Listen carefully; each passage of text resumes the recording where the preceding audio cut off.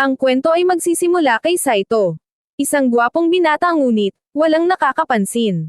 Gayunpaman, nagbago ang kanyang buhay nang pilitin siya ng kanyang lolo, na ituloy ang naudlot na love story nila ng first love niya sa pamamagitan ng anak rin nito. At nang maglaon ay dahan-dahan silang na-fall sa isa't isa, hanggang sa hinayaan na siyang maka-score nito gabi-gabi. Nagsimula ang lahat ng pinagagalitan ni Akane si Saito tungkol sa assignment, habang dada siya ng dada gaya ng nanay mo. Ngunit binaliwala lang siya ni Saito, na lalong ikinagalit ni Akane. Sakto namang dumating ang matalik na kaibigan ni Akane na si Hima at pinakalma siya, bago itinanong kung bakit ba laging nakikipag-away si Akane kay Saito. Sumagot si Akane na ito ay dahil ang mukha ni Saito ay parang Roblox. Gayunpaman, naniniwala si Hima na kinukulit lang ni Akane si Saito dahil gusto nitong mahawakan ang joystick nito. Pero galit na sinabi ni Akane na mas pipiliin pa niyang mamatay na birhen, kaysa hayaang maka-score si Saito. Kalaunan, habang naglalakad pa uwi si Saito, nakatanggap siya ng tawag mula sa mayamang lolo na si Hojo, upang pag-usapan ang kanyang mamanahin. Sinabi ni Saito na mas gusto pa niyang panoorin ang mga laban ni Pacquiao, kaysa makipag-usap dito. Pero ipinaalala ni Hojo kay Saito na siya ang tagapagmana ng Hojo Company, at dapat ayusin ang desisyon bago magbago ang isip nito. Tumanggi si Saito, kaya nagpadala si Hojo ng FBI para pilitin siyang pumunta. Habang naghihintay sa labas ng bahay ni Hojo, nakasalubong niya si Akane na laking gulat nang makita siya. Sinabi ni Saito na inimbita siya ng kanyang lolo, at ibinunyag naman ni Akane na nandoon siya dahil inimbita siya ng kanyang losyang na lola. Nagsimula sa pagreklamo si Akane na sira na ang dinner niya dahil kay Saito, pero sinabihan siya ni Saito na tumahimik. Nagnitnit sa galit si Akane at hiningi na mag-sorry ang lalaki. Pero mas gugustuhin pa ni Saito na amuyin ang mabahong brief ng lolo niya, kaysa mag-sorry kay Akane. Naputol ang kanilang bangayan nang dumating si Hojo, kasama ang lola ni Akane na si Chiyo. Maya-maya, patuloy pa rin sa pag-aaway sina Akane at Saito, na nagpatawa sa kanilang lolo at lola, dahil naniniwala ang mga ito na maganda ang magiging breed nila. Itinanong ni Saito kung bakit siya nandoon, at sinabi sa kanya na ikakasal siya kay Akane.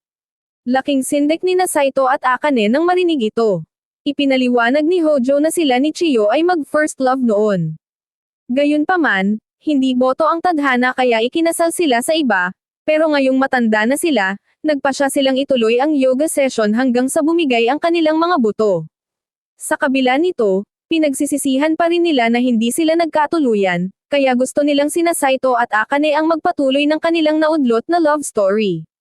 Nagdadada si Akane na ang kasal ay dapat base sa tunay na pag-ibig, at nagulat si Saito na may utak pa rin pala ito. Sa unang pagkakataon, kinampihan niya si Akane at sinabing hindi pa siya handa at ilegal na pilitin ang dalawang tao na magpakasal. Pero handa si Hojo sa senaryong ito, at binalaan si Saito na ibibigay niya ang lahat ng pamana sa isang asong gala, kung tatanggi itong pakasalan si Akane. Noong una, akala ni Saito ay nagbibiro lang si Hojo, pero napagtanto niyang tarantado ang matanda at gagawin talaga nito iyon, kaya napilitan siyang mag-isip muli. Pinalapit din ni Chiyo si Akane at ibinulong sa tenga nito na kakakrak lang nila ni Hojo, na ikinatakot ng dalaga. Binigyan sila ng matanda ng 3 araw para pag-isipan ang alok at umalis na ito. Noong gabing iyon, balisang tinanong ni Akane si Saito kung papakasalan ba talaga siya nito, pero mas interesado si Saito na malaman kung ano ang ibinulong ni Chiyo sa tenga nito. Gayunpaman, tumanggi si Akane na sabihin ito at umuwi na lang. Doon, naisip ni Chiyo na si Saito ang nakakuha ng pinakamataas na marka sa klase, na ikinainis ni Akane dahil nagsumikap siya ngunit, second option pa rin siya. Tinawagan ni Akane si Hima para humingi ng payo, na itinatanong kung ano ang gagawin nito kung sakaling kailangang magpakasal sa isang estranghero. Sinabi ni Hima na tatanggi siya dahil may gusto na siyang iba. Pero dahil wala namang nagugustuhan si Akane, iminungkahi ni Hima na pakasalan na lang ang estranghero para may kaati siya sa mga bayarin at gawaing bahay. Pero mas nag-aalala si Akane na matira mula sa likuran na parang aso, at kailangan pa niyang magbayad para doon. Samantala, sinabi ni Saito sa kanyang pinsan na si Shay ang tungkol sa pagmamana ng Hojo Company at ang sapilitang kasal. Nag-alok si Shay na suportahan siya kahit pa maging palaboy siya sa kalsada, pero ipinaalala rito na kailangan niya ang pamana para mayroon silang pangsabong. Pagkalipas ng 3 araw, muling hinarap ni Saito at Akane ang kanilang mga lolo at lola, at pareho silang pumayag na magpakasal, na ikinagulat ng bawat isa. Gayunpaman, pumayag silang magpakasal matapos ang pag-aaral, pero ibinalita ni Hojo na tapos na ang mga papeles at magsisimula na ang lahat ngayong araw. Idiniretso niya sila sa kanilang bagong bahay kung saan sila ay magyuyugyugan gabi at araw, bago pa man sila makapagprotesta. Maya-maya, dahil wala nang ibang mapagpipilian, pumasok sila sa loob, at nilock ni Saito ang pinto, na ikinatarante ni Akane dahil akala niya ay kukunin na nito ang kanyang V-card, pero ang totoo, hindi siya titikman ni Saito kahit pa siya na lang ang huling babae sa mundo.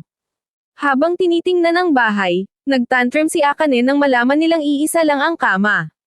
Nang tawagan nila ang kanilang mga lolo at lola para magreklamo, sinabihan lang silang tiisin ito at magtabi sa pagtulog. Dada ng dada si Akane dahil nag-aalala siyang mapaglaruan, kaya kumuha siya ng lapis at nangakong itutusok ito sa itlog ni Saito kung susubukan man siyang hawakan nito. Pero kahit siniguro ni Saito na hindi niya ito sasaktan, tumakbo pa rin ito palabas ng kwarto. Kalaunan, pumasok si Akane sa kusina na tumutunog ang tiyan sa gutom. Iminungkahi ni Saito na kumain sila ng sabay at inabutan siya ng isang slice. Nang dumating ang oras ng pagpapahinga, nagpasya si Saito na matulog sa kanyang kama, at kalaunan ay tumabi na rin si Akane sa kanya.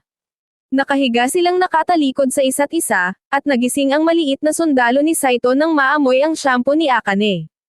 Itinanong ni Saito kung bakit ito pumayag na pakasalan siya, pero tumanggi pa rin itong sumagot. Idinagdag nito na formalidad lang ito at kailangan niyang sundin ang mga patakaran para matupad nito ang kanyang pangarap. Itinanong ni Saito kung anong gagawin niya kung pilitin silang magkaroon ng baby ng kanilang mga lolo at lola, pero muling nag-ingay si Akane dahil akala niya ay sinusubukan ng galugarin ni Saito ang kanyang kuweba. Kinabukasan, pagdating sa paaralan, sinabi ni Akane na gagamitin niya ang family jewels ni Saito para mag-table tennis kung may makakaalam tungkol sa kanilang kasal. Siniguro ni Saito na ayaw din niyang ipalam ito sa iba, pero praning pa rin si Akane at nagpas siyang bantayan siya. Pagpasok nila sa silid-aralan, tinanong sila ni Hima kung ano ang pinagbubulungan nila, pero sabi ni Akane ay wala lang iyon. Nang pilitin siya ni Hima, sinabi ni Akane na pinapagalitan niya si Saito dahil ang mukha nito ay parang sinuntok ni Mike Tyson. Samantala, agad na naamoy ni Shay ang shampoo ng babae kay Saito at itinanong kung naka-score ba ito kagabi. Balisang itinanggi ito ni Saito, pero huli na siya ni Shay dahil naamoy din nito ang pabango ng babae sa kanya. Kinagat ni Shay ang leeg nito at nahal ata na nagpakasal na nga ang pinsan niya. Pero bago pa niya mailabas ang sikreto, mabilis niyang tinakpan ang bibig nito at kinaladkad palabas. Medyo nagalit si Shay dahil hindi man lang nagtanong si Saito bago magpakasal at humingi siya ng suhol para manahimik.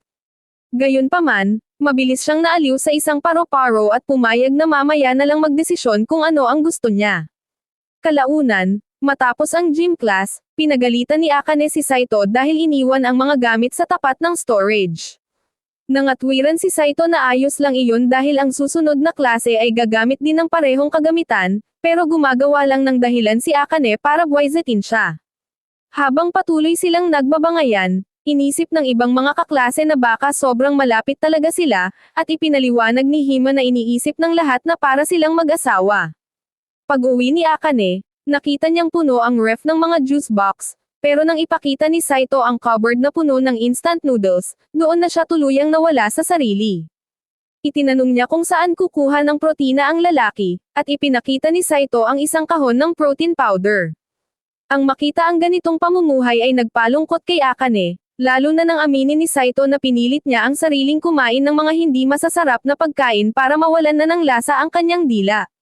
Napagtanto ni Akane na kasal siya sa isang taong nagpapanggap na parang si Patrick Bateman, at mas pipiliin pa niyang mamatay bago ito mangyari, kaya nagpasya siyang ipakita rito ang halaga ng tunay na pagkain.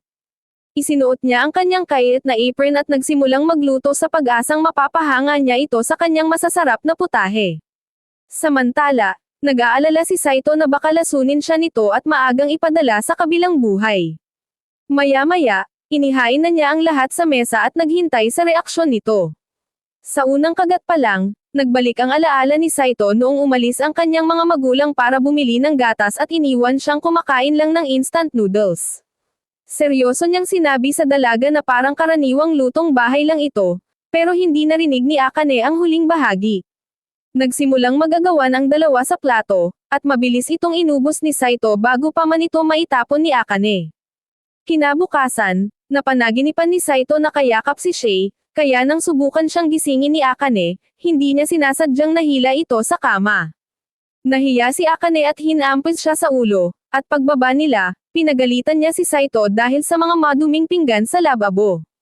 Sinabi ni Saito na gamitin na lang ang iba, dahil nakaugalian na niyang maghugas kapag nakatambak na ang mga ito. Kalaunan, nakakita siya ng mga tissue roll at balat ng sabon sa sahig ng banyo, at casual na sinabi ni Saito na ilalabas din niya ang lahat ng iyon sa dulo ng araw. Nang mapagtanto ni Akane na parang unggoy kung mamuhay ang lalaki, nagsimula siyang makaramdam ng sindak sa kanyang desisyong pakasalan ito. Gayunpaman, sinabi ni Saito na naroon lang sila bilang formalidad at dapat ay huwag na itong makialam. Habang naglalakad papasok, naisip ni Saito kung gaano kalaki ang pagkakaiba ng kanilang mga lifestyle. Noong gabing iyon, habang naglalaro si Saito ng isang brutal na zombie game, biglang pumasok si Akane at nandidiri ito sa nakikita kaya tinakpan ang kanyang mga mata.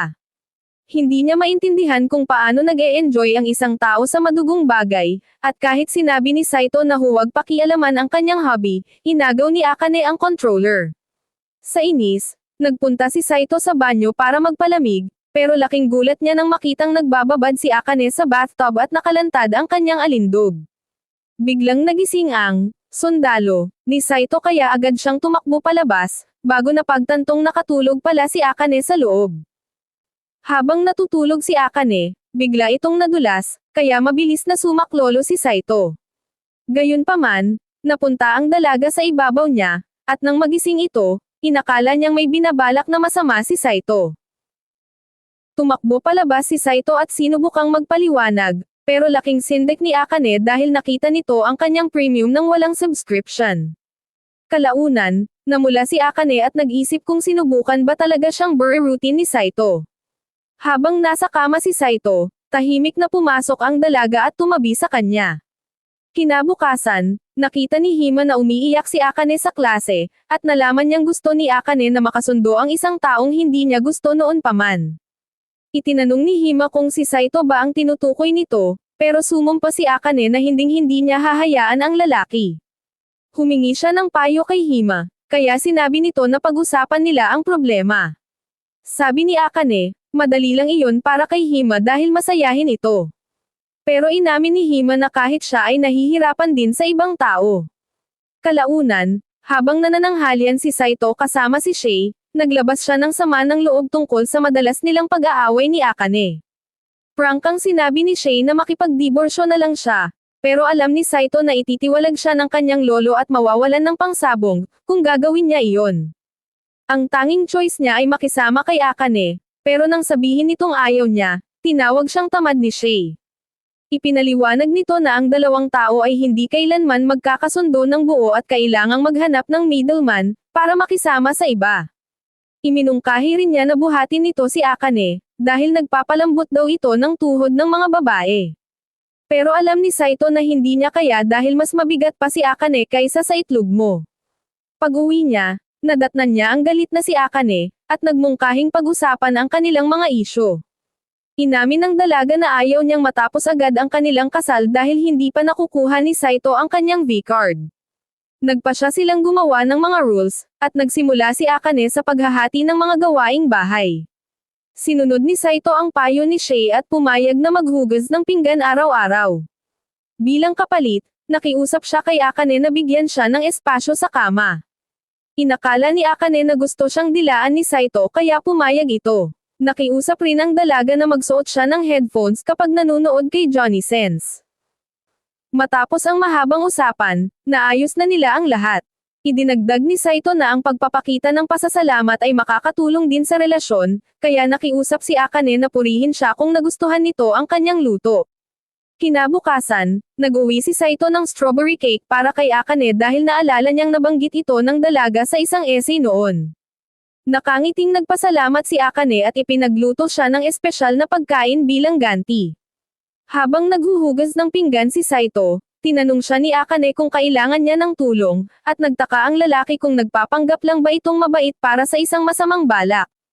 Pero napagtanto niya na kahit hindi niya ito gusto, mukha itong ina ng kanyang mga nepo babies kapag nakangiti. Pagkalipas ng ilang araw, nakita ni Akane si Saito na nagbabasa at balisang sinabi na humiram siya ng movie na gusto niyang panoorin. Pumayag si Saito na iwan ito, pero nagpumilit ang dalaga na manatili siya dahil gusto niya itong panoorin ng sabay. Ang movie pala ay isang 3 oras na documentary tungkol sa mga pusa, at nakatulog si Saito habang nanonood. Noong gabing iyon habang nakahiga sa kama, nakiusap si Saito kay Akane na ito naman ang pumili ng susunod na laro at humanap ng movie na papanoorin nila. Napansin ni Akane na tinatawag siya nito sa kanyang unang pangalan. Nang tawagin niya itong Akane, pareho silang namula at bumalik na sa pagtulog. Kinabukasan sa klase, napansin ni Hima na tumigil na sina Saito at Akane sa pag-aasal na parang mga magulang mong diborsyado at tinanong si Akane kung hindi ba sila magkaibigan. Gayunpaman, nagpanik si Akane at tumakbo palabas ng silid-aralan, na nag-iwan kay Hima na naguguluhan. Kalaunan, nagpunta si Saito sa library at nakasalubong si Shay, na nakita siyang may hawak na libro tungkol sa pagpapabuti ng communication skills. Ipinaliwanag niya na gusto niyang makasundo si Akane, at itinuro sa kanya ng librong ito na ang teamwork ay nakabubuo ng pagkakaisa. Pagkatapos noon, nakasalubong niya si Akane sa hall, at sinigawan siya nito dahil hindi sila dapat nag-uusap sa paaralan. Kalmado siyang nakiusap na samahan siyang mamili kung libre ito pagkatapos ng klase, at natarante si Akane dahil akala niya ay date ito. Mabilis siyang binuhat ni Saito papunta sa isang bakanteng silid. Nagsimulang sumigaw si Akane dahil akala niya ay lalaruin na nito ang kanyang bouncy balls, pero sinabi ni Saito na hindi ito date kundi utos lang na kailangang gawin. Ang marinig ito ay nagpasaya sa kanya dahil sa wakas ay makakasama niya ito nang hindi nag-aalala na mawawala ang kanyang V-card. Nagkasundo silang magkita pagkatapos ng klase, pero nang matapos ang mga klase, sabik na nakiusap si Hima kay Akane na sumabay sa pag-uwi. Gusto niyang dalhin si Akane sa isang bagong parfait store na nagsisilbi ng paborito nitong strawberry parfait. At kahit naglalaway na ang bibig ni Akane, sinabi niya kay Hima na hindi siya makakasama dahil may lakad siya. Itinanong ni Hima kung makikipag-date ba siya kay Saito, pero mabilis na itinanggi ni Akane ang ideya at tumakbo palayo kaya hindi na sila sinundan ni Hima. Sa daan, hindi sinasadyang naapakan niya si Shay at nagsimulang humingi ng paumanhin, bago nalaman na nandoon talaga si Shay nang sadyang naghihintay. Itinanong ni Shay kung anong klaseng relasyon ang gusto niya kay Saito, pero mabilis na tumakbo si Akane sa takot. Muli, sa labas, balisang naghintay siya kay Saito at kinumbinsi ang sarili na hindi ito date. Maya-maya ay dumating na si Saito, at magkasama silang naglakad papunta sa tindahan na pinakamalapit sa kanilang bahay. Pagdating doon, casual na kumuha si Saito ng isang tray ng itlog, pero pinagalitan siya ni Akane dahil kumuha ito ng mahal. Sakto namang nag-anunsyo ang may-ari ng tindahan ng sale sa manok, at pareho silang sumugod sa pila, hanggang sa mapalayas sila ng mga galit na Karens. Sa kabila noon, nagtawanan na lang sila sa katotohanang pareho silang lampa, at kayat na sinabi ni Akane kay Saito na babalik silang muli para subukan ang kanilang swerte. Sa kanilang pagbabalik, sinabi ni Saito kay Akane na magiging mahusay itong asawa. Pero nahiya ang dalaga at ipinaalala sa kanya na kasal na sila. Noong gabing iyon, bigla siyang nagising at nakitang akmang tutusukan ni Saito ang kanyang pisngi, at sinabi ni Saito na bigla siyang napayakap sa likod nito habang tulog. Tumanggi siyang maniwala at nagtantrum, sabay demand na sabihin kung ano ang balak nitong gawin. Inamin din ni Saito na mukhang sobrang kayat nito habang natutulog, at hindi niya napigil ang hawakan ang pisngi nito sa halip na sumigaw. Namula si Akane at mahinang sinabi na pwede siyang tingnan nito habang tulog, kaya nagpa siya si Saito na matulog nang nakaharap sa kanya. Kinabukasan, pareho silang nagising na namumula. Habang nag-aayos si Saito, narinig niyang sumigaw si Akane.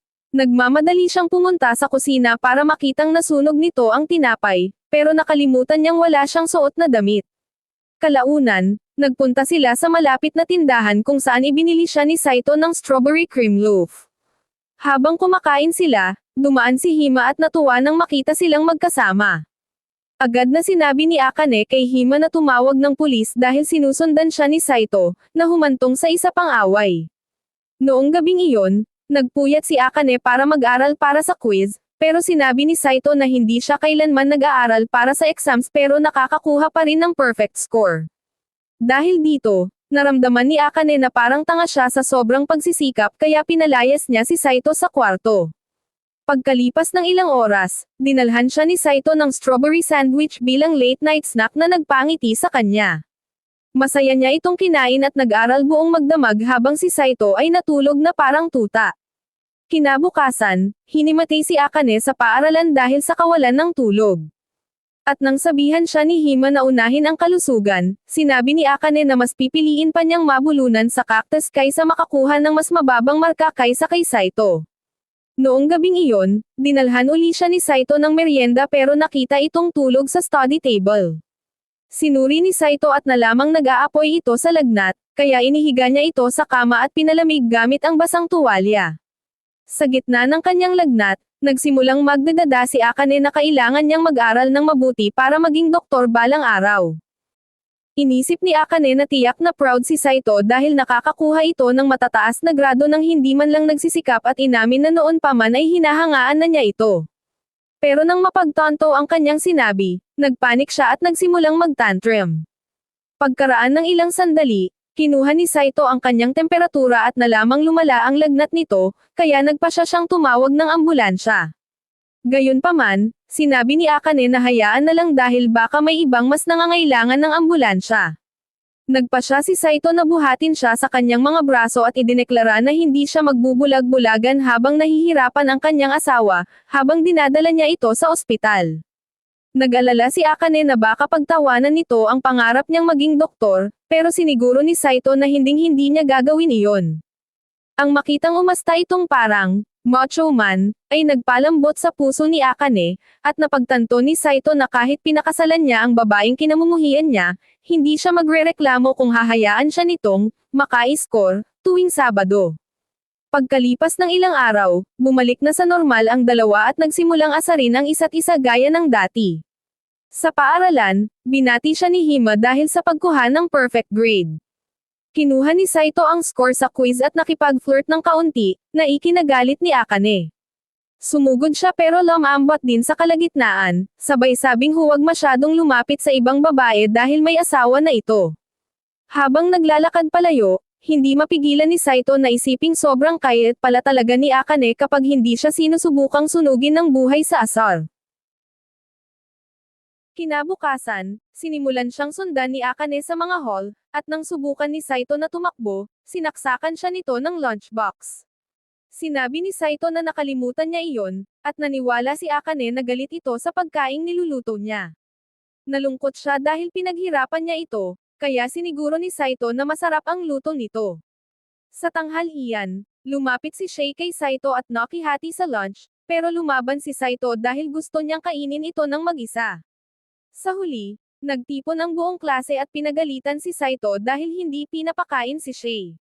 Sakto namang napansin ni Hima na pareho ang lunch ni Akane at Saito, at nagsimula ng maghinala ang lahat na may nangyayari na.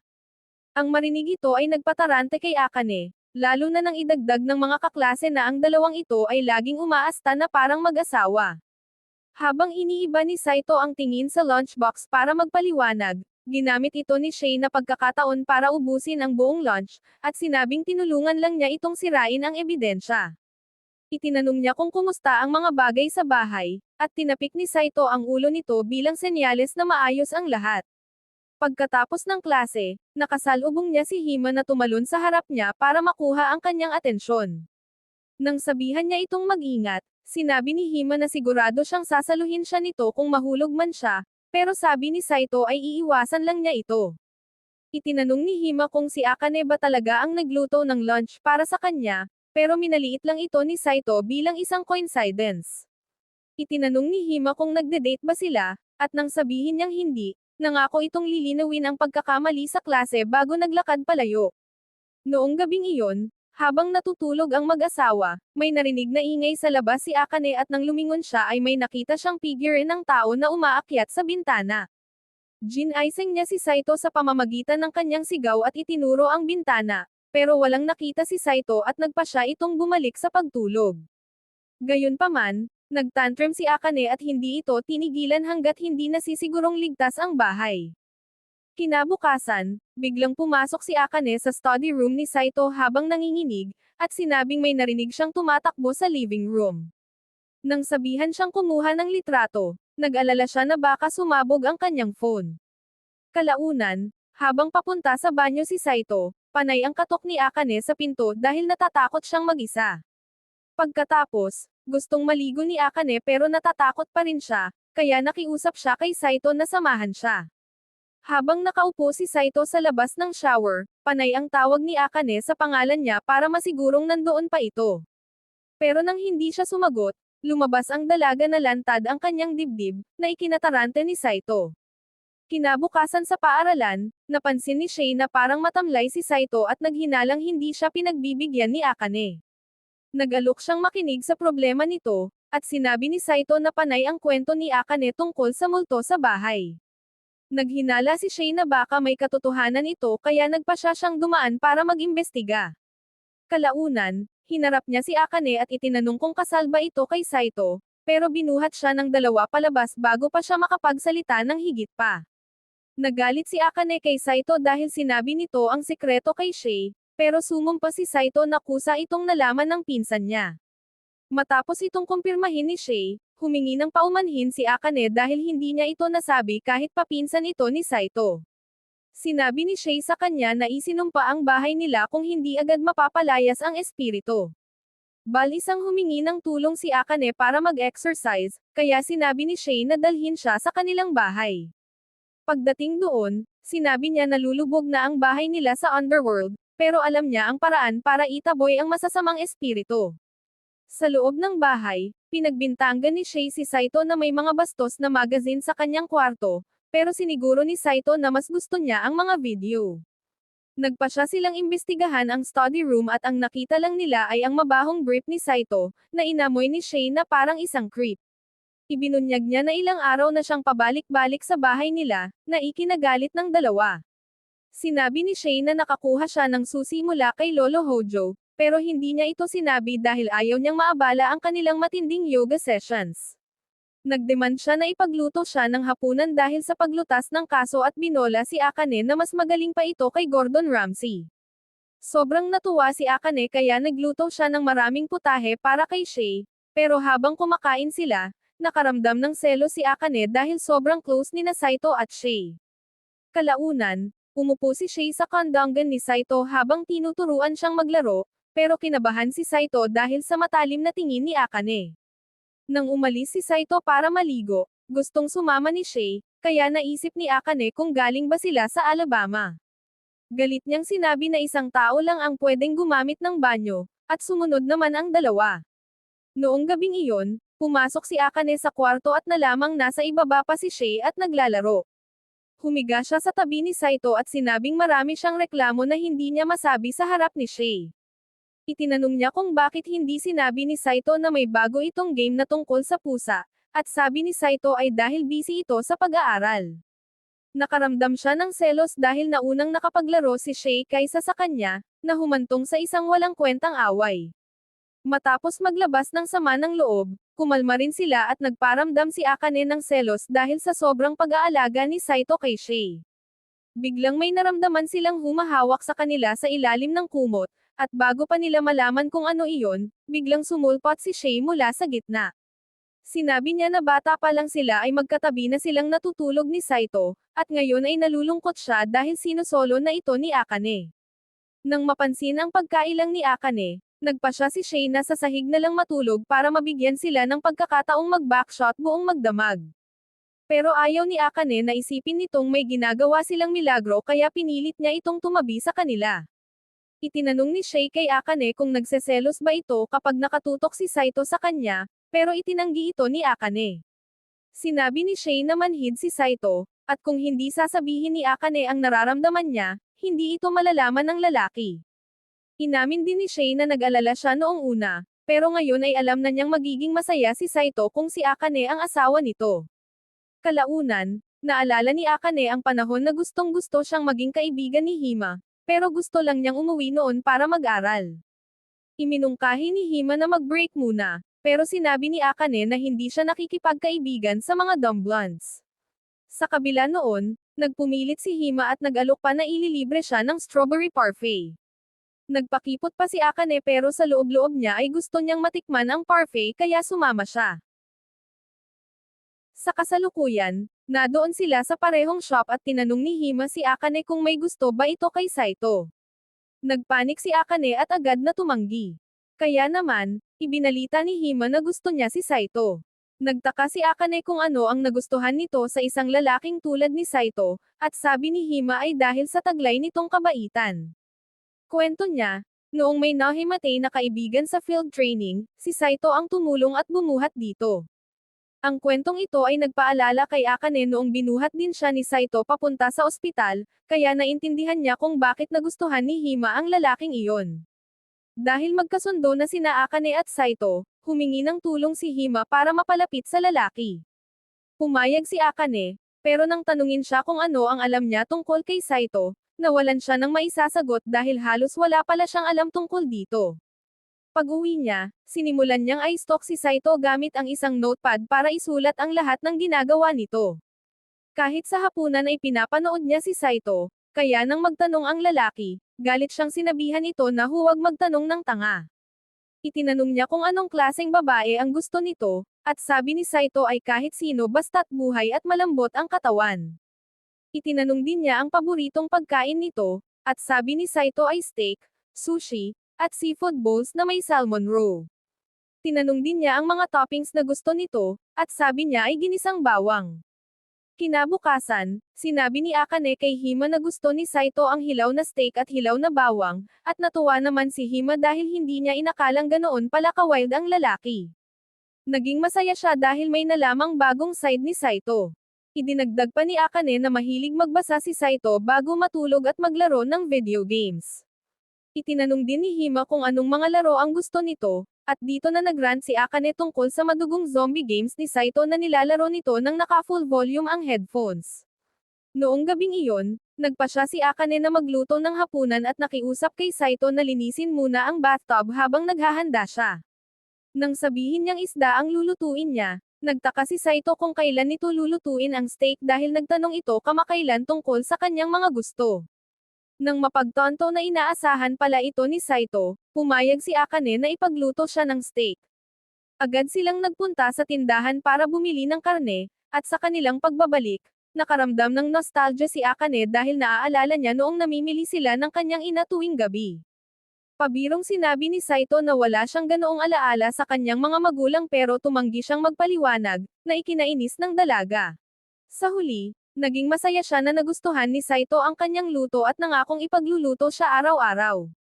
Kinabukasan sa klase, tinanong ni Hima si Saito kung ano ang pipiliin nito sa pagitan ng flat o medium na katawan. Sabi niya, liliit lang ang kanyang mga opsyon kung gagawin niya iyon, at para sa isang taong wala pang karanasan sa mga babae, parang binaril na rin niya ang sarili niyang paa. Nang sabihin niyang gusto muna niyang makilala ang isang babae bago ito ay date, sumang-ayon si Hima na hindi rin niya gusto ang mga taong bigla na lang nagpo-propose. Pagkatapos ay bumulong si Hima sa tenga ni Saito at nagtanong ng isang bastos na bagay, pero bago pa ito makasagot ay mabilis na itong tumakbo palayo. Noong gabing iyon, habang abala si Saito sa paglalaro ng The Last of Us Part 2, pumasok si Akane sa kanyang kwarto at isinulat ang lahat ng mahahalagang detalye tungkol sa kanya. Nakita rin niya ang diary ni Saito at binalak na basahin ito, pero biglang pumasok si Saito na ikinatarante niya. Nagtanong na lang si Akane kung may mga magagandang libro itong pwedeng ipahiram, kaya binigyan siya ni Saito ng isang makapal na libro tungkol sa kasaysayan ng tao. Kinabukasan, pinag-usapan nila ito ni Hima at pareho silang umamin na wala silang naintindihan sa binasa. Nagpa siya si Hima na tanungin si Saito tungkol sa mga bahaging hindi niya naintindihan, at nanunood lang si Akane mula sa likod habang medyo nagseselos.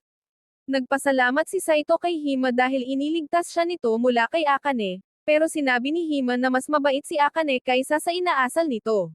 Sinabi niya na nabully siya noon, dahil mukhang yellow na bulbul daw ang kanyang buhok. Sinabi ni Saito na gusto niya ang yellow na bulbul nito, at sinabi rin ni Hima na ganoon rin ang sinabi sa kanya ni Akane noon. Naririnig ito ni Akane mula sa labas nang lumapit si Shay at itinanong kung nagseselos ba siya. Sabi ni Akane ay masyadong mabait si Hima para sa isang tulad ni Saito, pero naniniwala si Shay na bagay ang dalawa. Pagkatapos ng klase, masayang niyaya ni Hima si Akane na tumambay sa bahay nito. Pero dahil kasama ni Akane si Saito sa bahay, nagpanik siya at nagsabing magulo ang bahay niya ngayon. Inisip ni Hima na ayaw siyang papuntahin nito kaya naiyak ito, kaya naman napilitan si Akane na pumayag. Sa bahay, ibinalita niya ito kay Saito, na nagpas siyang itago ang kanyang mga gamit para hindi maghinala si Hima. Gayunpaman, maagang dumating si Hima kaya nagtago si Saito sa likod ng kitchen counter habang nagtsaa ang dalawa. Sinabi ni Hima kay Akane na gusto niyang ayain si Saito na makipag-date, pero gusto muna niyang masigurong ayos lang ito kay Akane dahil matalik silang magkaibigan. Sinabi ni Akane na galit siya kay Saito at wala siyang pakialam kung sino ang i-date nito, kaya naman sumama ang loob ni Saito habang nakikinig sa likod ng counter. Kinabukasan, nagtapat ng damdamin si Hima kay Saito, habang sina Akane at Shay ay naghihintay sa labas ng classroom.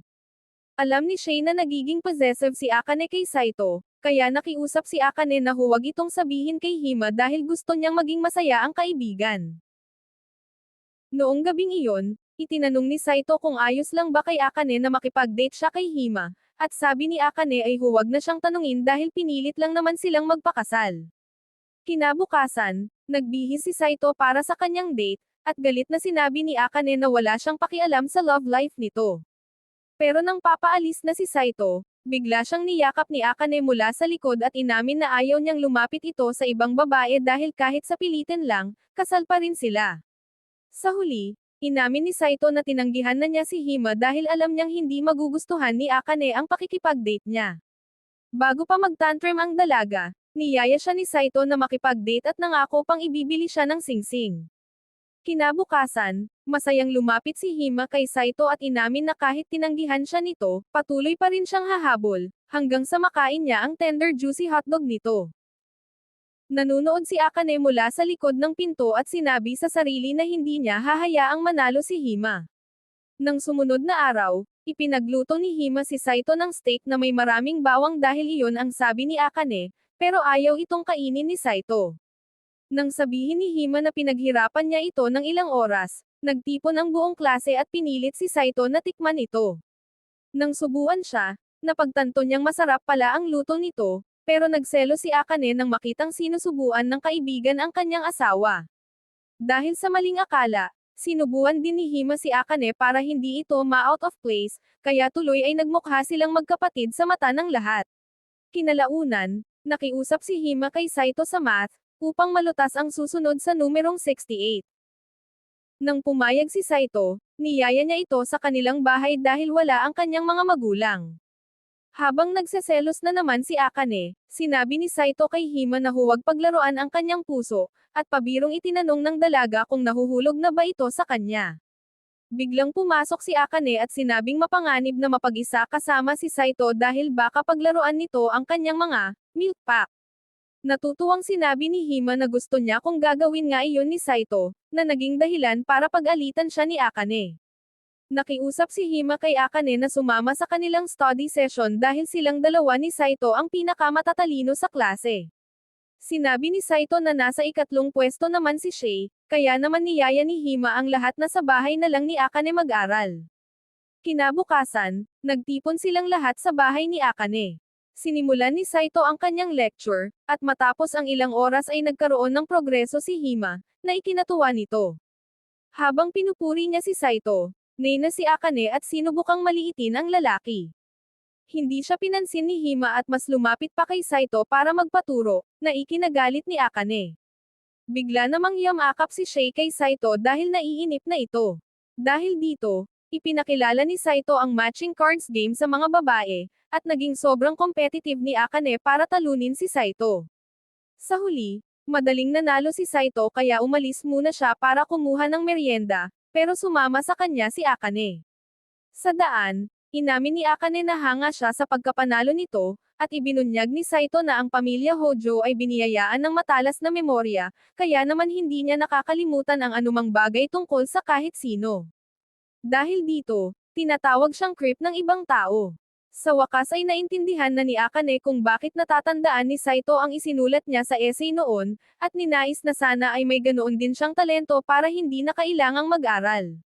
Sinabi rin niya na gagamitin niya ito para maging mas maalalahanin sa ibang tao, pero alam ni Saito na magiging panganib lang siya sa lipunan kung magkakaroon siya ng ganoong kapangyarihan. Pagbalik nila, nadatnan nila sina Hima at Shay na naglalaro ng zombie game ni Saito. Laking gulat ni Saito dahil nakalimutan ni Akane na itago ang ganoong klaseng bagay kay Hima. Habang kumakain sila ng merienda, nagpasalamat si Hima kay Saito sa pagtuturo at iminungkahing sa bahay naman nito gawin ang susunod na study session. Nang hindi niya sinasadyang maitapon ang tsaa kay Hima, likas niyang binuksan ang drawer na may tissue. Dahil dito, tinanong siya ni Hima kung paano niya nalaman kung saan nakalagay iyon, kaya sinabi ni Saito na umiyak kasi siya sa panonood ng mga drama sa sulasok. Kalaunan, sinabihan ni Akane si Saito na muntik na silang mahuli dahil nakikipag-flirt ito kay Hima. Pumasok na naman ang kanyang selos. Ngunit nang biglang mamatay ang mga ilaw, mabilis na kumapit si Akane sa kanya at nakiusap na huwag siyang iwang mag-isa. Tinanong niya si Saito kung gusto ba ng mga lalaki ang mga masunuring babae. Siniguro naman ng lalaki na ayos lang siya sa kung ano siya ngayon. Alam ni Saito na masipag at mahiyain si Akane na hindi lang maipahayag ng tapat ang sarili. Kahit pa palagi itong nagsasalita ng masasakit, natutunan na niyang unawain ang kabutihan sa likod ng mga salita nito. Ang pagkarinig nito ay nagpangiti kay Akane bago biglang bumalik ang kuryente. Sa sandaling iyon, biglang pumasok si Hima at nahuli silang magkayakap na ikinahiya ng dalawa. Kinabukasan, tumanggi si Akane nang tanungin siya ni Hima kung gusto pa ng isa pang study session kasama si Saito. Ngunit palihim niyang sinabihan ang lalaki na tulungan siya pag-uwi nila na ikinapulan ng kanilang mga mukha. Kinagabihan, tinuruan siya ni Saito ng bagong paraan ng pagmamemorya na labis niyang ikinatuwa. Nang tanungin naman niya si Saito kung bakit nito gustong maging doktor, mahinahong sinabi ng lalaki na gusto niya lang itong mas makilala matapos sabihin ni Akane na wala siyang pakialam. Dito na nagtapat si Akane na mayroon siyang nakababatang kapatid na laging may sakit. Ang kanyang mga magulang ay walang tigil sa pagtatrabaho para sa mga bayarin sa ospital habang siya ay walang magawa.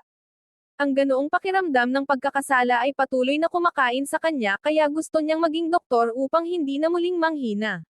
Nang tanungin ni Saito kung nasaan na ito, sinabi niyang hindi na niya ito makikita pa. Binanggit din niya kung gaano kaswerte si Saito na may kapatid na tulad ni Shay. Dahil dito ay na-realize ni Saito na labis na nangungulila si Akane. Isinangguni niya ito kay Shay na nagmungkahi namang dalhin si Akane sa isang magandang lugar dahil mahilig ito sa mga pambabae at maiinit na bagay. Pag-uwi ni Saito ay niyaya niya itong manood ng sine. Labis itong ikinagulat ni Akane kaya nasunog niya ang kanyang inilulutong hapunan. Kinabukasan, nakatagpo niya si Lola Chiyo na nagtanong kung sila ba ay nagre-relax at naglalambingan habang nanonood. Nang sabihin ni Akane na inimbitahan siya ni Saito sa kanilang unang date, labis na natuwa si Chiyo. Ipinamana pa niya rito ang mga mag-agarang damit sa kanyang aparador. Matapos pumili ng isa roon, bumalik si Akane sa bahay na napakaganda at kaakit-akit, bagay na nagpasabik sa damdamin ni Saito.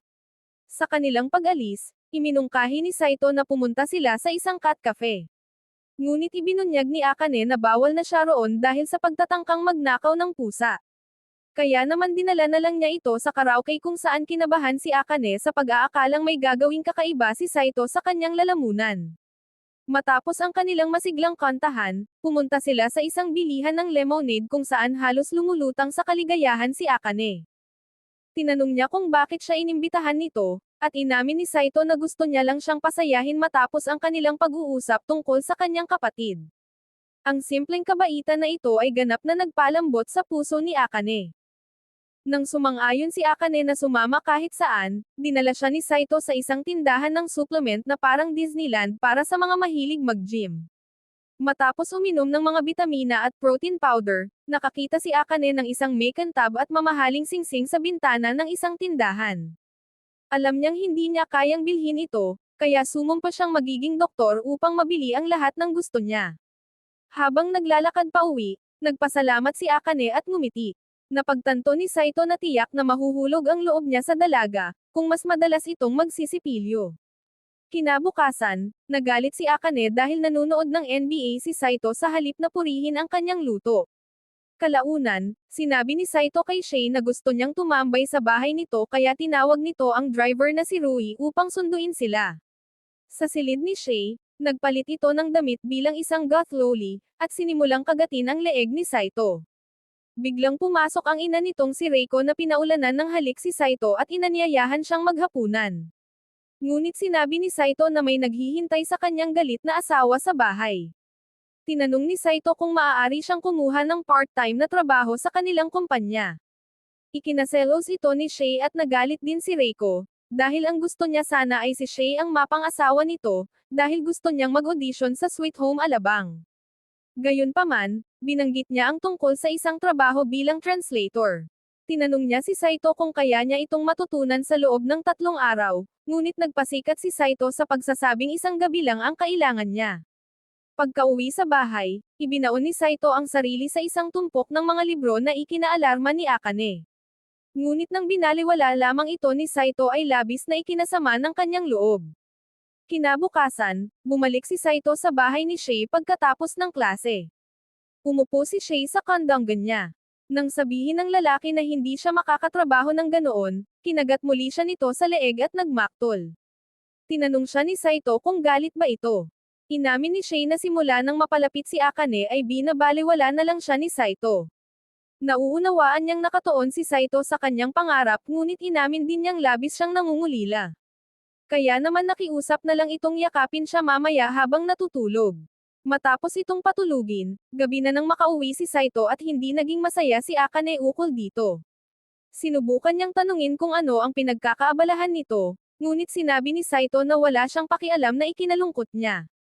Kinabukasan, ibinahagi niya ang kanyang mga alalahanin kay Lola Chiyo na namangha dahil sa wakas ay nagsisimula ng maging mapag-imbot si Akane kay Saito. Sa paaralan, dumaan si Shay kay Akane at naamoy ng huli ang parehong pabango sa kanya na naamoy niya kay Saito kagabi. Kalaunan sa bahay, hinintay niya si Saito sa hapagkainan ngunit hindi ito sumipot.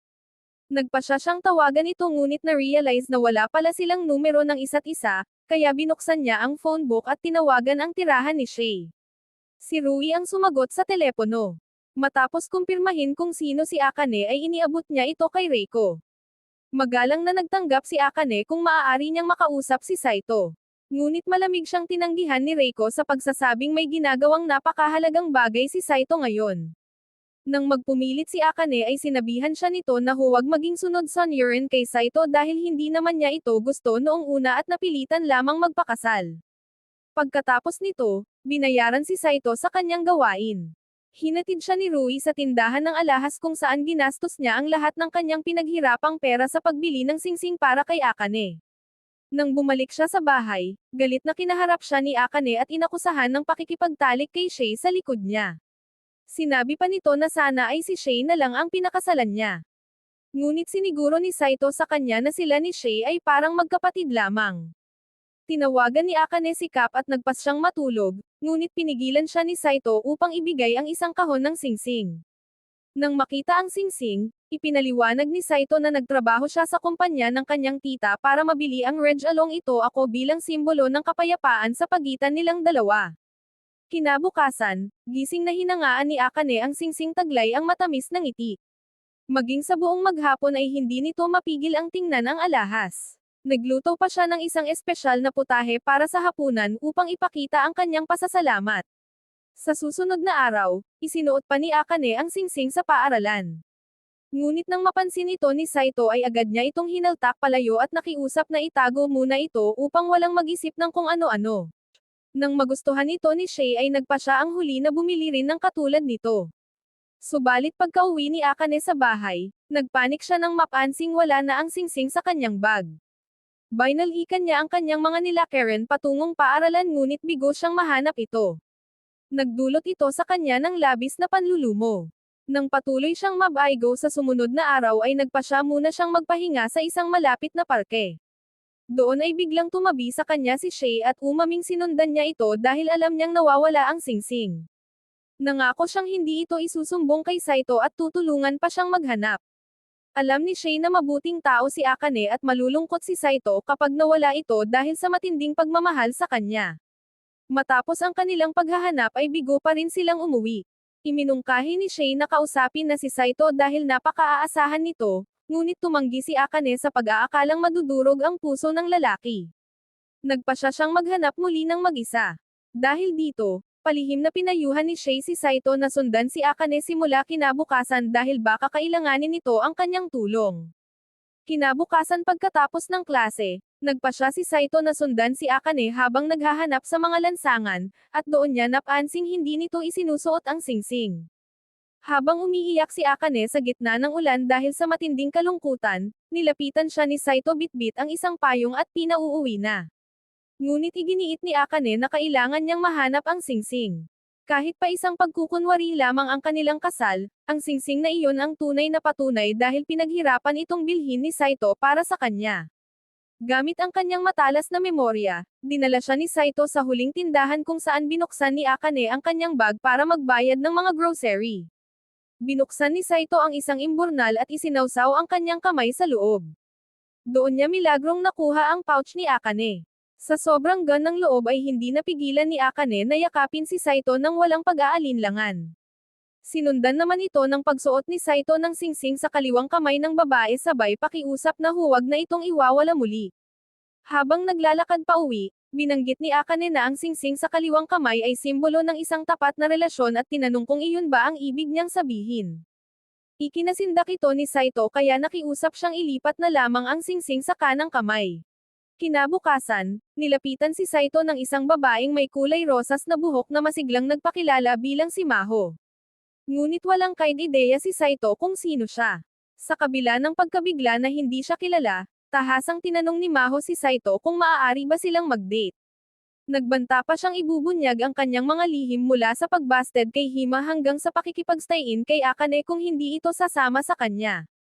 Nang magsimula itong sumigaw, mabilis na tinakpan ni Saito ang kanyang bibig. Subalit bigla siyang hinalikan ni Maho sa pisngi bago sumulpat si Shay gamit ang isang flying kick upang protektahan ang lalaki. Kalaunan, habang nag-iisa si Saito sa silid-aralan ay pinuntahan siya roon ni Maho. Ikinagalit ito ng mga kalalakihan sa klase dahil tila sinusolo ni Saito ang lahat ng magagandang babae. Dahil dito, hinailan niya si Maho palabas upang tanungin kung bakit siya kinatutuwaan nito at sumagot si Maho na ito ay pag-ibig sa unang tingin. Biglang nagpadulas si Maho sa hawakan ng hagdan kaya napilitan si Saito na buhatin siya sa kanyang mga bisig. Pinagalitan niya ito sa pagiging pabaya. Ngunit sinabi ni Maho na masyadong maikli ang buhay para mag-ingat at ang sinuman ay maaaring mamatay anumang oras. Kasunod nito ay hiningi niya na iwan na nito si Akane dahil hindi naman nila gusto ang isa't isa at mas mabuting sa kanya na lang ito magkagusto. Nagtungo sila sa McDonald's kung saan mabilis na nilamon ni Maho ang isang Big Mac. Inamin niya na palagi siyang pinagsasabihan ng kanyang pamilya na maging malusog. Sinabi naman ni Saito na ang kanyang pag-uugali ay parang isang sunod-sunurang nakababatang kapatid. Nang tanungin siya ni Maho kung maganda ba ito, sumagot si Saito na mas nakakairita ito kaysa maganda. Biglang hinawakan ni Maho ang kanyang kamay at sinimulang subuan ang kanyang daliri sabay kuha ng larawan sa kanyang telepono para gamiting blackmail kalaunan. Habang hinahabol niya ito para burahin ang larawan, nahanap niya si Maho na hiningil sa labas ng tindahan at napilitan itong burahin ang kuha. Iminungkahi ni Saito na pumunta sila sa shopping district at matapos itong ilibot ay nagpa siya ng umuwi. Ngunit nagpumilit si Maho na sumama sa kanyang bahay sa katwirang lahat ng kanyang date ay nagtatapos sa kama. Nang tumanggi ang lalaki, isinigaw ni Maho na higit pa sa kanyang puso ang hinawakan nito. Naging dahilan ito upang tingnan si Saito ng mga tao sa paligid na parang isang kriminal sa mata ng publiko. Kaya, napilitan si Saito na iuwi ito sa kanyang bahay. Ngunit, bago pa man niya maipaliwanag ang lahat kay Akane ay laking gulat niya nang malamang magkapatid pala ang dalawa. Si Saito naman ay nalilito dahil sa akal ang patay na ang kapatid ni Akane. Nilinaw naman ni Akane na ang ibig niyang sabihin noon ay pumunta ito sa malalayong lugar kaya hindi na niya makita. Ibinunyag ni Maho na naglalakbay siya sa buong mundo kaya hindi siya makita ng kapatid. Pagkatapos nito ay nagpasya siyang mag-ikot sa bahay upang siyasatin ang kanilang buhay mag-asawa simula sa kwarto. Nang malaman niyang magkasama silang natutulog ay sinimulan niyang pangaralan si Akane dahil baka ibinigay nito ang kanyang V-card ng ganon-ganon lang. Ngunit siniguro ni Akane na hindi niya ito nilalapitan kahit kailan. Labis pa ring nagtataka si Maho na magkasama silang namumuhay kaya nagpasya siyang bantayan sila. Nang sabihin ni Saito na sa kanya ito tumabi, inakala ni Akane na tinatangkarin nitong galugarin ang maliit na kuweba ng kanyang kapatid. Kinagabihan, masayang nagluto si Akane ng lugaw para ipagdiwang ang pagbabalik ni Maho. Ngunit inayawan ito ni Maho, dahil iyon lang ang palagi niyang kinakain noong may sakit siya. Nang buksan ni Akane ang refrigerator, laking gulat niya nang makitang si Shay ay nanginginig sa loob. Matapos nilang hilahin ito palabas ay patakbong pumasok si Maho dahil sa gutom, ngunit muli namang nagtago si Shay sa loob ng refrigerator.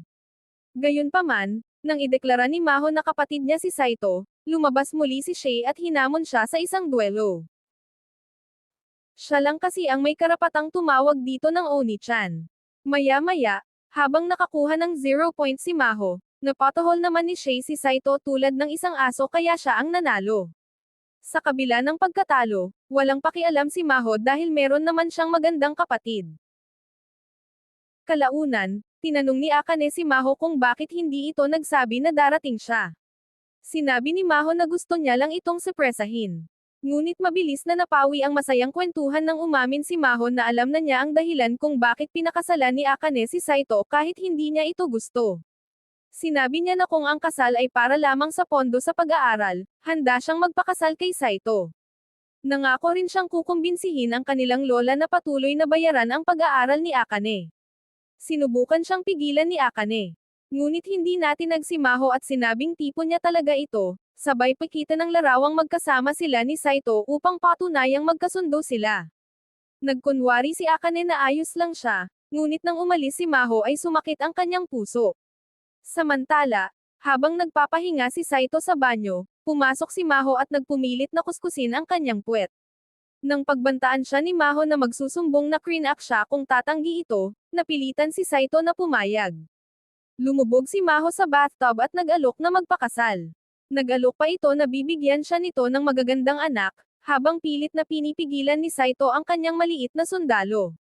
Nang bumalik si Saito sa kanyang silid, tinanong siya ni Akane kung gusto niya nang makipaghiwalay. Doon niya na-realize na hindi na rin siya sigurado. Kinabukasan, dinala ni Maho ang buong grupo sa amusement park upang ipagdiwang ang kanyang pagbabalik. Doon ay tinanong ni Hima kung bakit nakadikit ito kay Saito, at sumagot si Maho na nakikipagkompetensya rin ito para matikman ang sausage ni Saito. Habang sumasakay sa mga ride, sobrang natakot si Hima sa roller coaster kaya nagsalita siya na parang voice assistant ng murang Chinese phone. Sa Ferris wheel, napansin ni Saito na nanginginig si Akane. Nang tanungin kung bakit sumama pa ito gayong takot naman sa mga ride, inamin ni Akane na ginawa niya lang ito para pasayahin si Maho. Hindi kasi nagagawa ng kanyang kapatid ang mga ito noon dahil sa kanyang malubhang sakit. Hinawakan ni Saito ang kamay ni Akane na nagpatigil sa kanyang panginginig, kahit pa nagpanik ang babae sa pag-aakalang manyanyakan siya.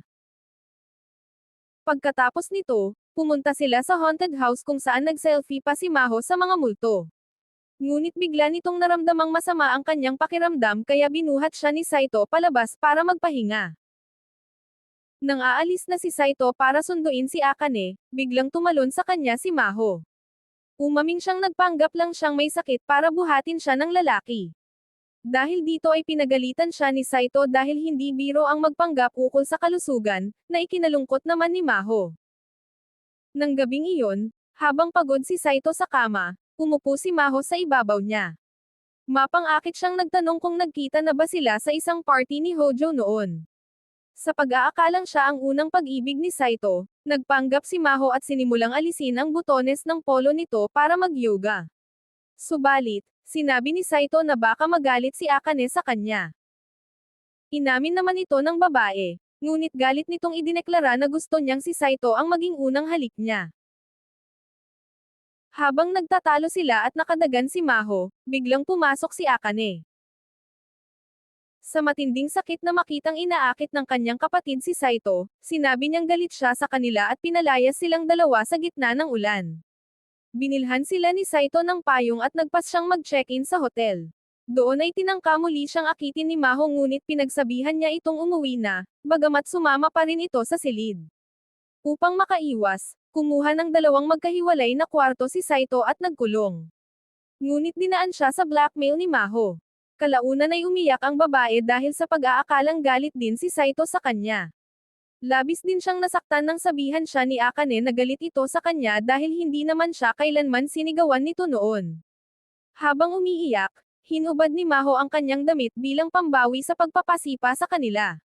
Ngunit sinabi ni Saito na masyado pa itong bata para sa kanya at pinatulog na lamang ito habang niyayakap tulad ng pagyakap niya kay Shay. Pagkalipas ng ilang oras, hininggaw si Maho at umaming nakalimutan niyang inumin ang kanyang gamot dahil sa pagpapalayas sa kanila. Kaya naman buong pusong binuhat siya ni Saito patungong ospital, na nagpaalala sa kanya noong binuhat niya rin si Akane. Umalis si Saito bago dumating ang mga magulang nito at pinanggako kay Maho na hindi ito sasabihin kay Akane.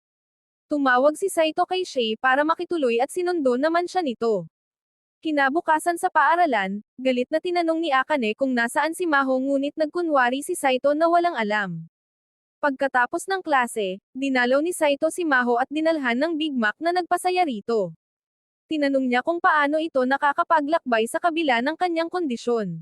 Inamin ni Maho na ginagawa niya ito dahil hindi niya alam kung kailan siya tuluyang mapaparalisa o hihina. Inamin din ni Maho na bago pa sila ikasal, madalas ikwento ni Akane kung gaano niya kayang kamuhian si Saito dahil ito lagi ang nangunguna sa klase.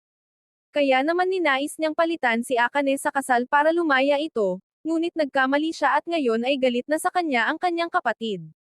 Siniguro ni Saito na mahal siya ni Akane at hinawakan ang kamay nito habang nagpapahinga.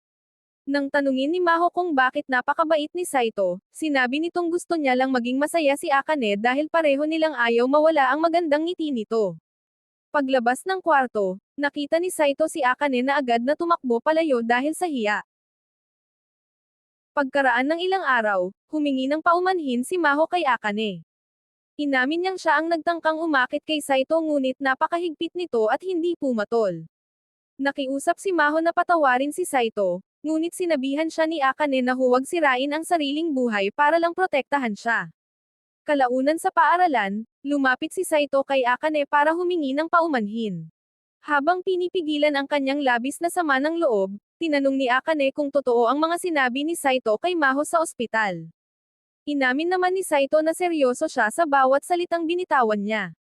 Nang marinig ang pakiusap na iyon, medyo lumambot ang puso ni Akane. Nang hindi nila namamalayan, nakikinig pala si Hima sa kanilang usapan sa labas. Agad na napatunayan na tama ang kanyang hinala na tunay ngang magkasama sa isang bahay ang dalawa.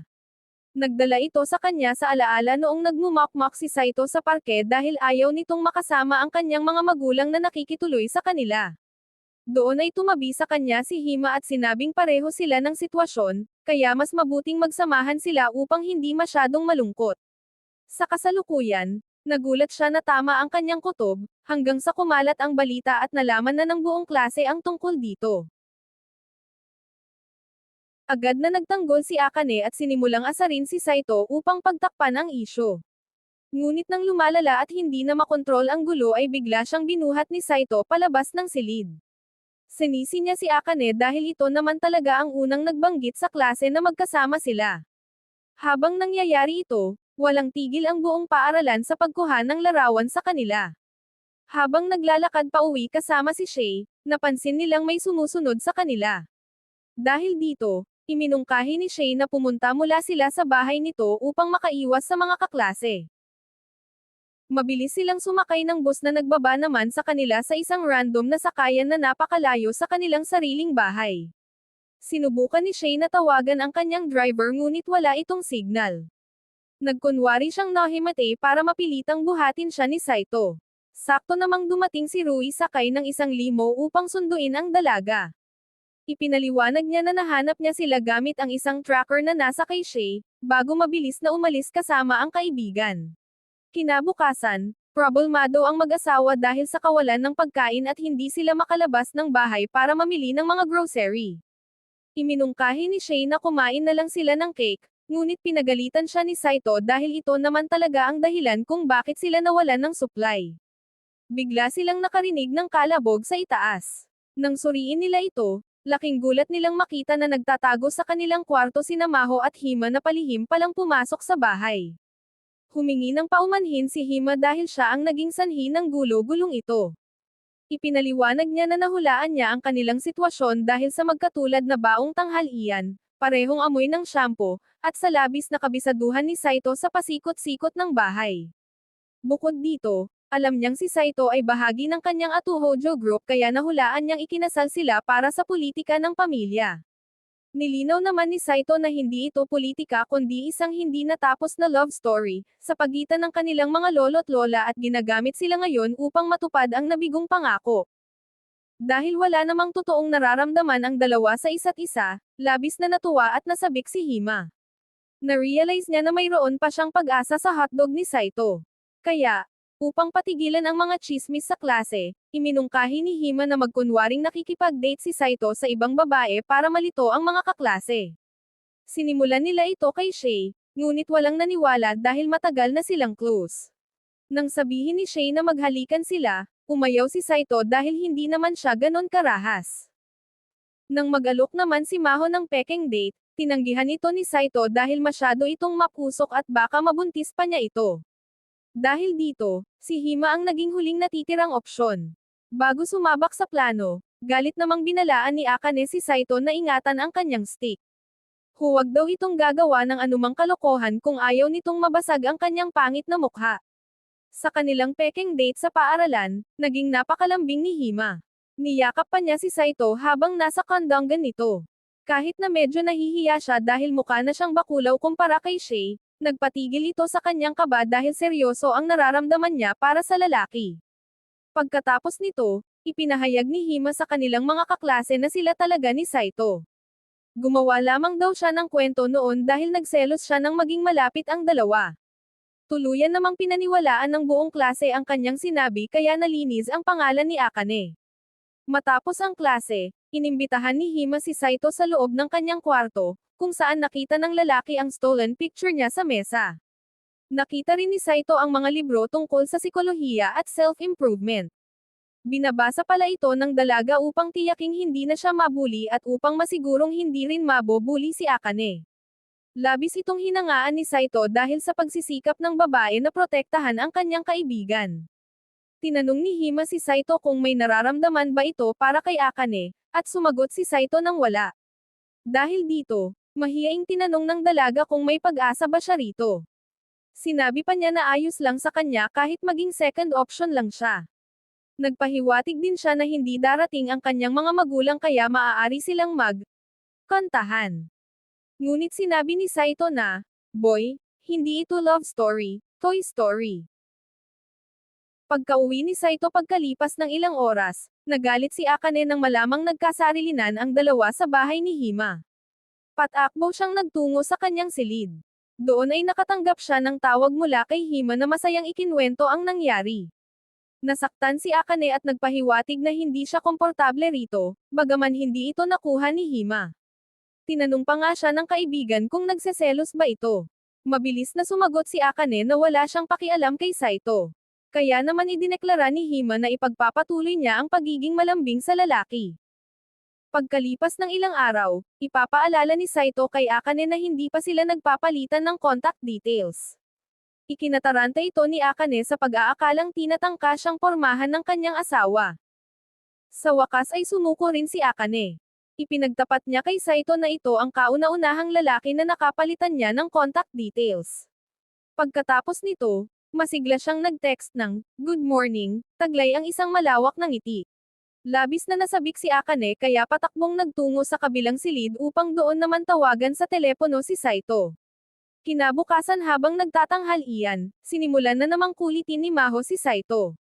Tinitiis lamang niya ito dahil alam nitong may impormasyon si Maho tungkol sa mahiwagang babaeng nakita niya sa isang pista ilang taon na ang nakalilipas. Pumayag si Saito na gawin ang kahit anong iutos ni Maho kapalit ng pangalan ng babaeng iyon. Hindi niya kasi matanggap na hindi niya kilala kung sino ang kanyang naging unang pag-ibig na may ngiti ng isang anghel. Sumagi sa isip niya kung si Akane ba iyon, subalit ang Akane na kilala niya ngayon ay napakalayo sa katangiang hinahanap niya. Saktong sasabihin na sana ni Maho ang pangalan nang biglang sumulpot si Shay at niyaya si Maho sa isang pribadong date. Matapos silang umalis, sunod-sunod na text tungkol sa gawaing bahay ang ipinadala ni Akane kay Saito. Dahil dito, tuluyang naniwala ang lalaki na ang demonyong ito ay kailanman hindi magiging anghel na kanyang hinahanap.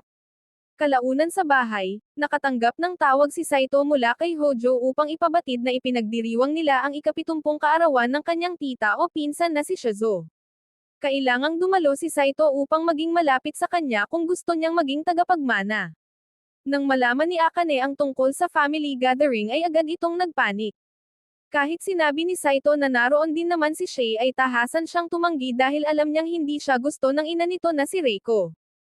Kinabukasan bago umalis si Saito ay muli niyang tinanong si Akane kung okay lang ito. Muli namang nagpanggap ang babae na walang problema kahit halata namang nagpapanik na ito sa takot.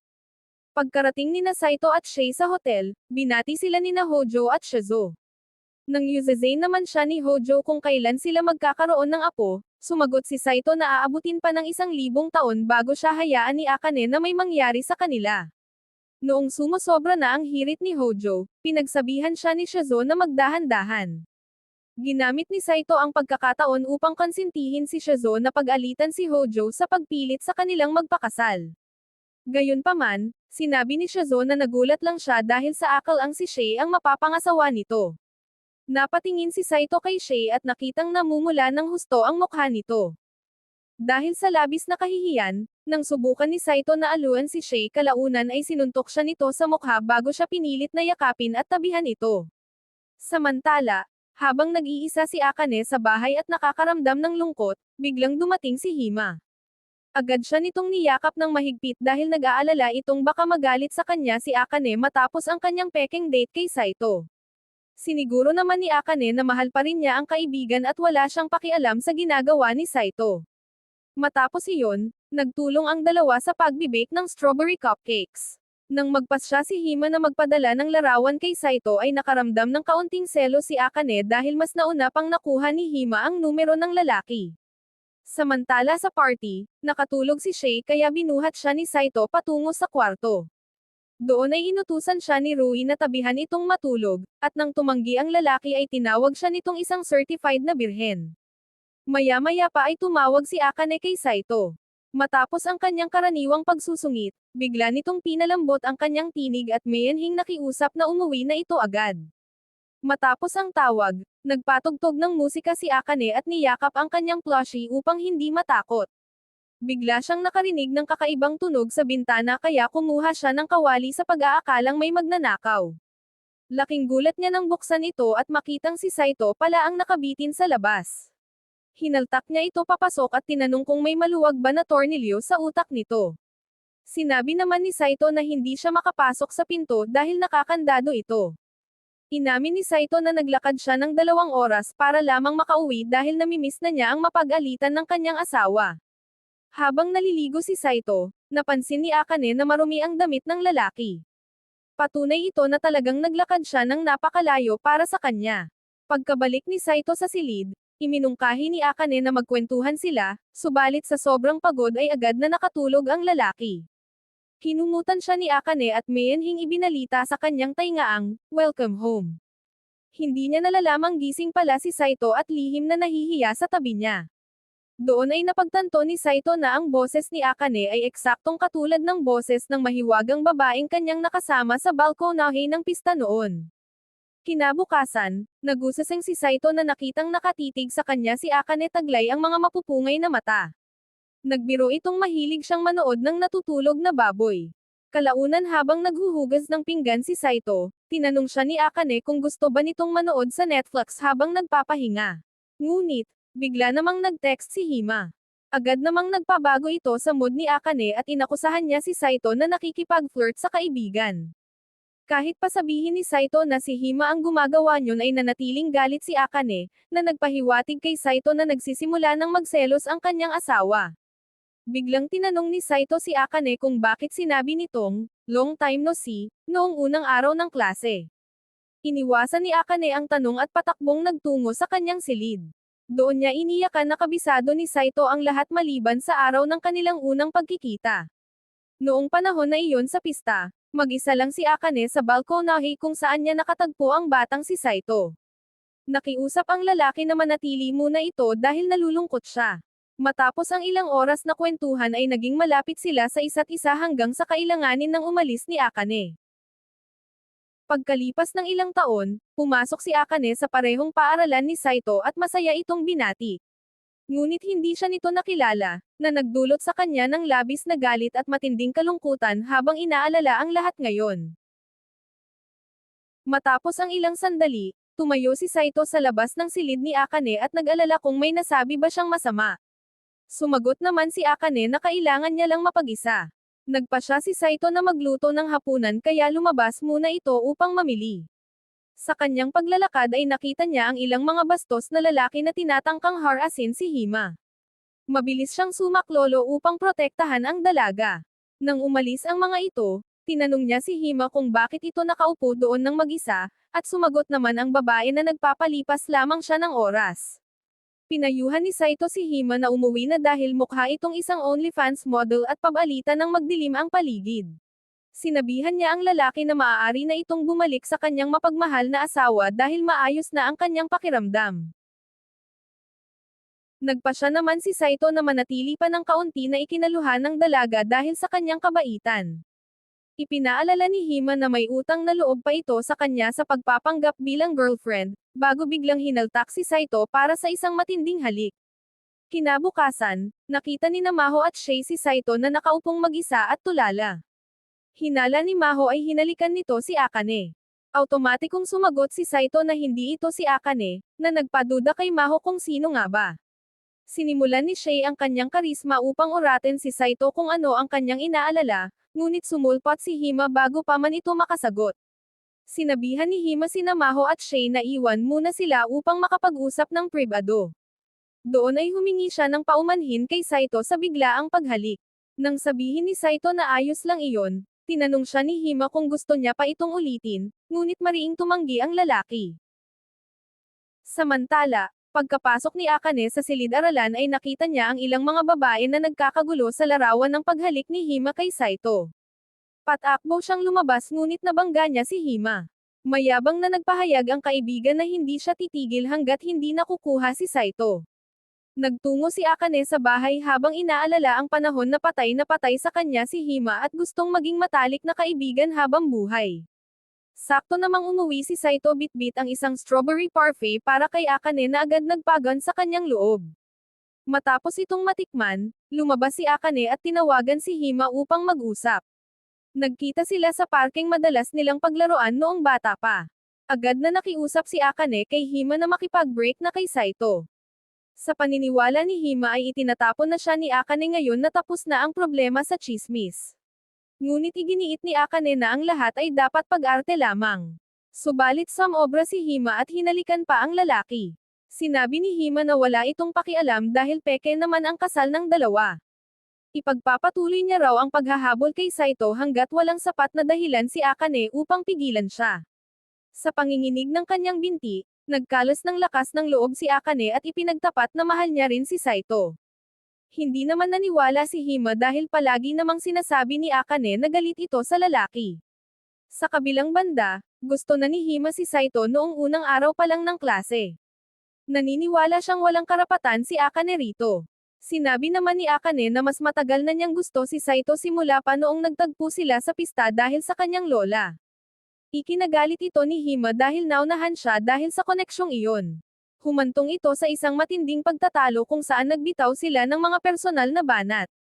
Kalaunan ay inamin ni Hima na matagal na niyang alam ang nararamdaman ni Akane simula pa noong unang taon sa paaralan. Mas madali sana para sa kanya na makuha si Saito dahil sa mga binabasa niyang libro.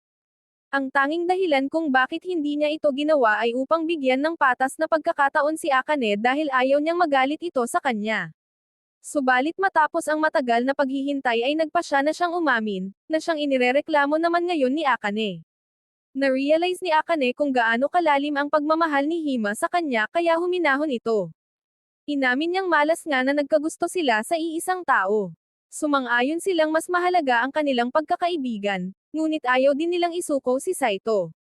Dahil dito, nagpasya silang magkompetensya na lamang sa isang patas na labanan para sa puso ng lalaki. Kinabukasan, nagulat si Akane nang biglang pumasok si Saito sa kusina. Nang simulan niya itong sigawan, biglang hinawakan ni Saito ang kanyang noo upang tingnan kung may lagnat ba ito, na lalo namang ikinairita ng babae. Kalaunan sa paaralan, tinanong ni Saito sina Maho at Shay kung bakit galit si Akane. Naniniwala silang ito ay dahil sa paghalik niya kay Hima. Palihim namang sinabi ni Shay na hindi si Hima ang unang nakahalik kay Saito ngunit tumanggi itong magkwento pa. Sumama sa kanila si Hima at ipinaliwanag na hindi galit si Akane kay Saito, kundi ang kabaligtaran nito. Niyaya pa ni Hima si Saito para sa isang date sa Sabado. Bigla namang sumulpat si Akane mula sa kung saan upang makipag-away muli sa kaibigan. Tinanong ni Saito si Akane kung may nagawa ba siyang masama, ngunit sinabi ni Akane na hinding-hindi niya ito sasabihin dahil galit siya rito. Pero kahit na ganoon ang kanyang sinabi, kitang-kita naman ng lahat sa kanyang mukha na mahal na nga niya talaga ang lalaki. Sa tingin nyo, sino kaya ang mas bagay para kay Saito? Ibahagi ang inyong opinyon sa comment section sa ibaba. At huwag din kalimutang i-like ang video na ito kung nagustuhan ninyo, at mag-subscribe para sa marami pang ganitong uri ng kwento at updates.